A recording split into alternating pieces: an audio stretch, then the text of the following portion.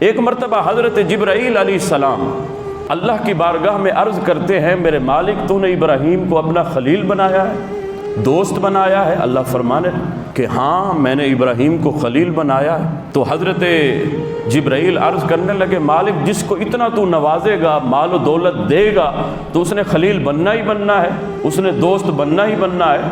حضرت ابراہیم علیہ السلام کی اس وقت حالت یہ تھی کہ آپ کے پاس کم و بیش 1000 بکریوں کا ریوڑ تھا، مال و دولت میں کثرت تھی، فراوانی تھی۔ جبرائیل کہنے لگا مالک جس کے پاس اتنا مال ہوگا وہ تیرا خلیل بنے گا ہی بنے گا۔ تو اللہ نے فرمایا اے جبرائیل مال کی وجہ سے خلیل، ابراہیم میرا خلیل نہیں، دوست نہیں، بلکہ ابراہیم یہ سب کچھ میری بارگاہ میں قربان کرنے کو بھی تیار ہے۔ جبرائیل نے کہا مالک مجھے اجازت دے میں تیرے ابراہیم کا امتحان لیتا ہوں۔ اللہ نے فرمایا جا، یہ شہادت گاہ الفت میں قدم رکھنا ہے۔ لوگ آسان سمجھتے ہیں مسلمان ہونا۔ حضرت ابراہیم علیہ السلام کا امتحان لینے کے لیے حضرت جبرائیل آئے، انسانی صورت میں آئے۔ حضرت ابراہیم اللہ کی بارگاہ میں کعبہ شریف کے اندر عبادت میں مشغول ہیں، اللہ کی عبادت کر رہے ہیں، اور باہر آپ کا بکریوں کا ریوڑ جو ہے وہ چر رہا ہے۔ اتنے میں حضرت جبرائیل علیہ السلام نے انسانی صورت میں آ کر ایک آواز بلند کی۔ وہ آواز اتنی پیاری تھی، اتنی دلکش تھی۔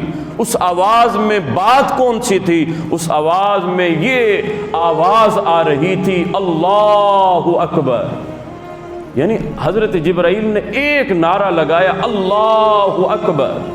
حضرت ابراہیم کو جب آواز سنائی دی حضرت ابراہیم مچلنے لگے، یارو اس جنگل میں میرے محبوب کا نام کس نے لے لیا؟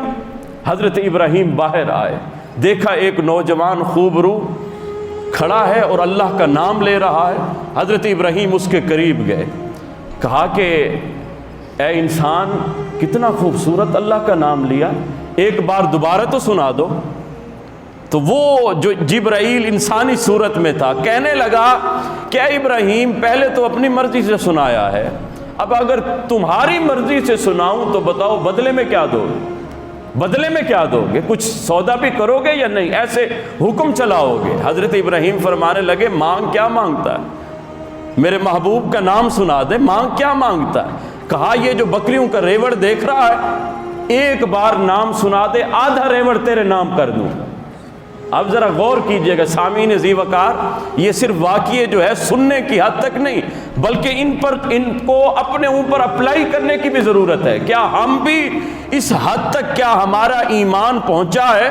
ہمارے ایمان کا پیمانہ جو ہے کیا اس حد تک بھی ہے، یا صرف جو ہے وہ اللہ کی بارگاہ میں یہی آرزو ہوتی ہے کہ مالک دیتا رہے باقی دیں گے ہم نہیں؟